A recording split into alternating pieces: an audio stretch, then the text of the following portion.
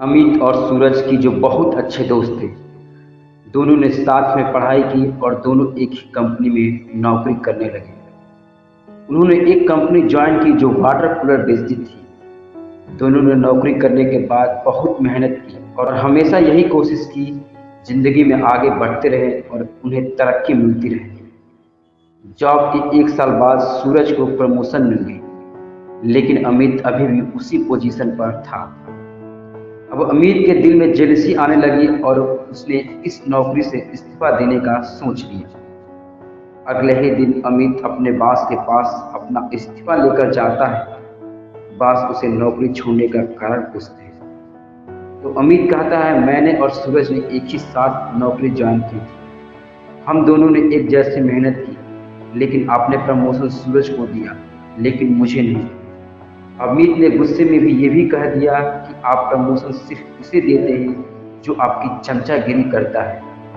Boss शांति से अमित की बात सुनते रहे।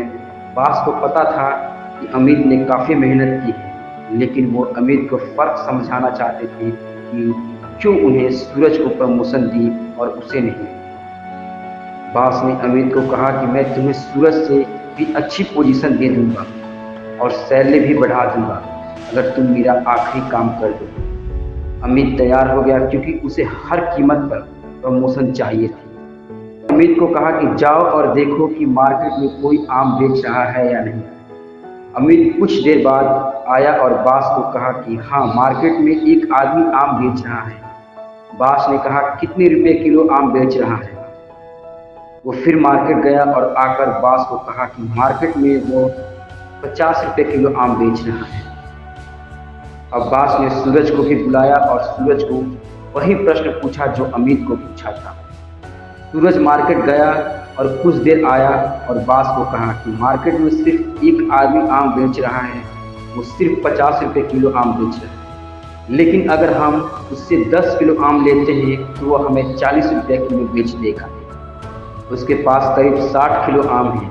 अगर हम ये 60 किलो आम उससे 40 रुपए किलो के हिसाब से खरीद लें और मार्केट में 50 रुपए किलो के हिसाब से बेच दें तो काफ़ी मुनाफा हो सकता है।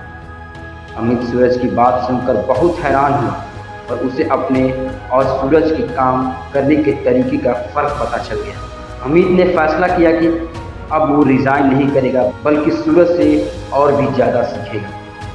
बात पत्ते की है। तो दोस्तों, अगर आपको आगे बढ़ना है तो सिर्फ हार्ड वर्क से काम नहीं चलेगा, आपको स्मार्ट वर्क भी करना पड़ेगा। अगर आप सफलता चाहते हैं तो चीज़ों को नए नज़रियों से देखिए, समझिए और गहराई से सोचिए। आज तक जितने भी सक्सेसफुल लोग हैं उन्होंने हमेशा आगे के यानी फ्यूचर का सोचकर काम किया, ना कि कल का सोचकर। अपनी सोच को बड़ा करें, आप बहुत जल्द सफलता की ऊंचाइयां हासिल कर लेंगे। दोस्तों, यदि ये कहानी अच्छा लगा हो तो मेरे चैनल को सब्सक्राइब कीजिएगा और बेल आइकन को प्रेस कीजिएगा ताकि आने वाले ऐसे ही मोटिवेशन स्टोरी आपको देते रहें।